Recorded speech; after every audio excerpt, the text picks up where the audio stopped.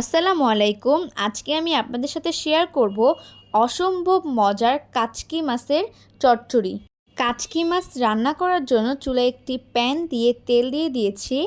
তেল যখন হালকা গরম হয়ে আসবে তখন পেঁয়াজ দিয়ে দিচ্ছি 3টার মতো। আস্তে আস্তে নাড়াচাড়া দিয়ে পেঁয়াজগুলোকে আমি হালকা ভেজে নিব। বেশি ভাজতে যাবেন না, যদি আবার বেরেস্তা না হয়ে যায়। ঠিক এরকম ভেজে নিব। এবারে দিয়ে দিচ্ছি স্বাদ মতো লবণ, সাথে দিয়ে দিচ্ছি আদা রসুন বাটা দিয়ে দিচ্ছি 1 চা চামচ, আর পেঁয়াজ বাটা দিয়ে দিচ্ছি 2 টেবিল চামচ। হলুদের গুঁড়ো দিয়ে দিচ্ছি 1 চা চামচ, মরিচের গুঁড়ো দিয়ে দিচ্ছি 1 চা চামচ, আর ধনিয়া গুঁড়ো দিয়ে দিচ্ছি 1/2 চা চামচ। এবারে সব মশলাগুলো একসাথে ভালো করে কিছুক্ষণ কষিয়ে নিব।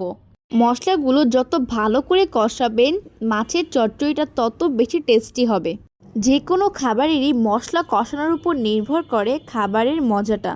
আজকে আমি কাচকি মাছ বেগুন দিয়ে চচ্চড়ি করব, তাই আমি আগে থেকেই বেগুনকে কেটে ধুয়ে রেখেছিলাম, সেটি দিয়ে দিচ্ছি। এবারে কাচকি মাছগুলো দিয়ে দিব। কাচকি মাছগুলো আমি আগে থেকেই ধুয়ে কেটে প্রসেস করে নিয়েছিলাম, সেগুলোই আস্তে আস্তে উপর দিয়ে ছড়িয়ে দিয়ে দিচ্ছি। 400 গ্রামের মতো কাচকি মাছ আমি এখানে দিয়ে দিয়েছি। অল্প একটু পানি দিয়ে দিচ্ছি মাছ আর বেগুনগুলো সিদ্ধ হওয়ার জন্য। মাছগুলো দিয়ে দিয়ে বেশি নাড়াচাড়া করা যাবে না, খুব সুন্দর করে উপর দিয়ে বিছিয়ে দিতে হবে। যদি বেশি নাড়াচাড়া করেন তাহলে মাছগুলো ভেঙে যেতে পারে। 1 চা চামচ জিরার গুঁড়ো দিয়ে দিচ্ছি, সাথে 5-6টা কাঁচামরিচ মাঝখান দিয়ে একটু ফালি দিয়ে দিয়ে দিচ্ছি।